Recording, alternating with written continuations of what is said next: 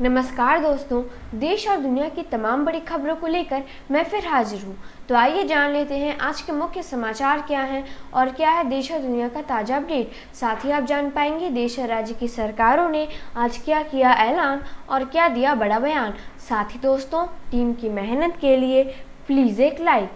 सबसे पहले एक नज़र सुर्खियों पर। एक देश एक कानून पर सरकार तैयार।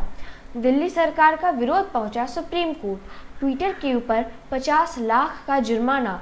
सभी ग्राहक को अब मिलेगी सुरक्षा। मेट्रो टिकट मिलेगी अब फोन से। देश का पहला राज्य बना उत्तराखंड, जानिए क्यों। अमित शाह का गहलोत सरकार पर तीखा हमला। विदेश मंत्री ने कहा चीन ने किए रिश्ते खराब। टमाटर की कीमत होगी जल्द कम।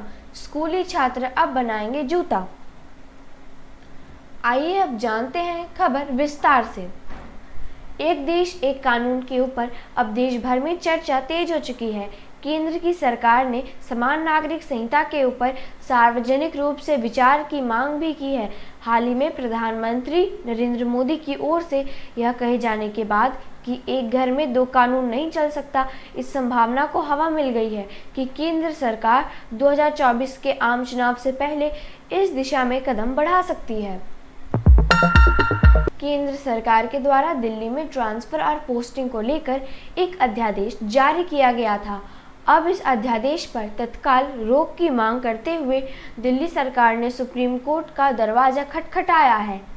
दिल्ली सरकार का कहना है कि यह अध्यादेश ला करके केंद्र सरकार ने संविधान के नियम के विपरीत काम किया है और सरकार के अधिकारों को हड़पने की कोशिश भी की है। कर्नाटक हाईकोर्ट ने ट्विटर के ऊपर 50 लाख का जुर्माना लगाया है।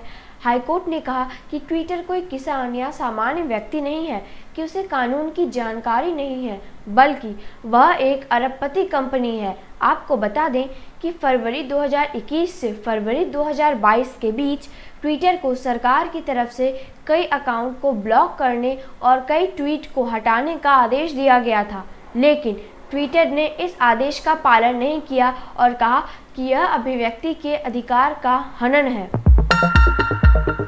उपभोक्ताओं को गुमराह करने वाली ऑनलाइन कंपनियों पर सरकार ने कड़े कदम उठाने की तैयारी कर ली है।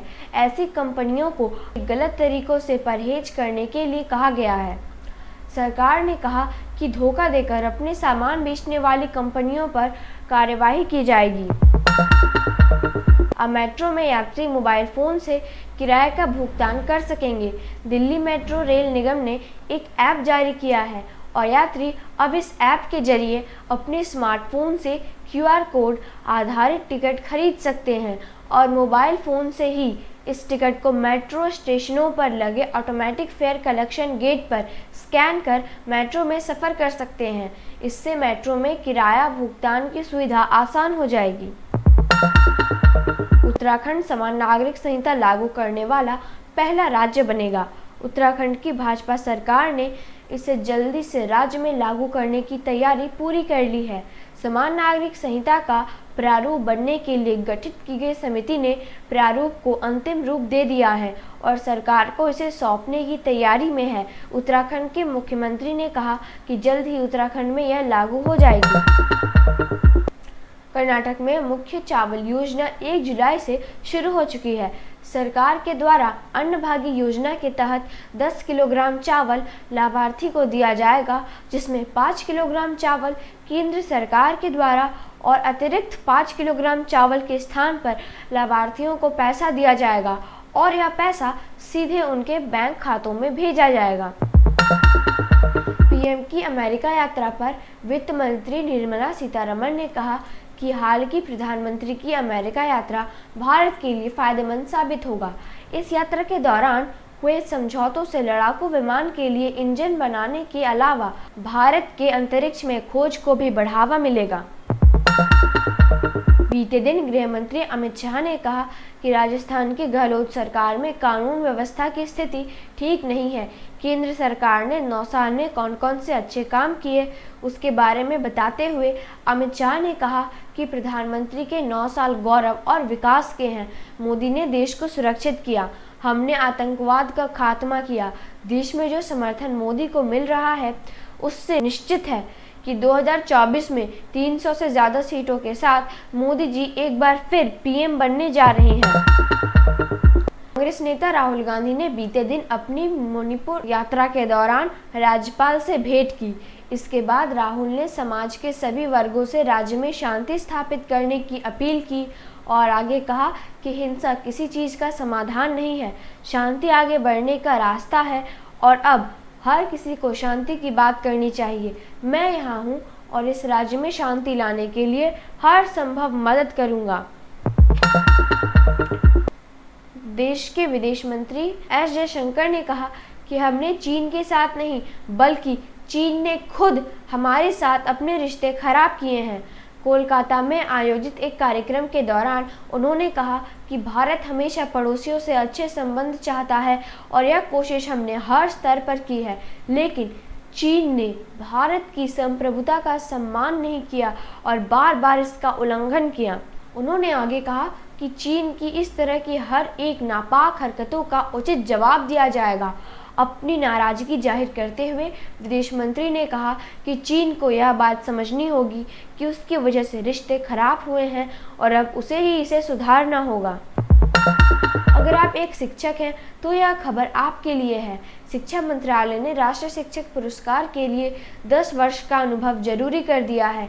अब 10 साल का अनुभव रखने वाले शिक्षक या प्रधानाध्यापक इसके लिए पात्र होंगे।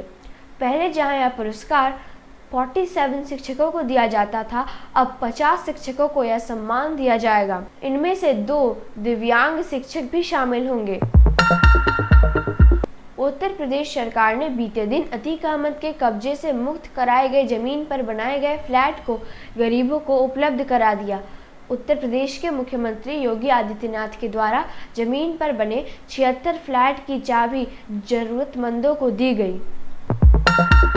उड़ीसा के बालासोर में हुए रेल दुर्घटना में लगभग 1 महीने बीत गए, लेकिन अभी तक कई लोग अपनों के शव की प्रतीक्षा कर रहे हैं।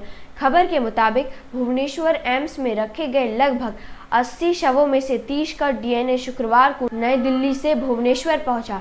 इसके साथ ही शवों को सीबीआई की निगरानी में उनके स्वजन को सौंपने की प्रक्रिया शुरू कर दी गई है।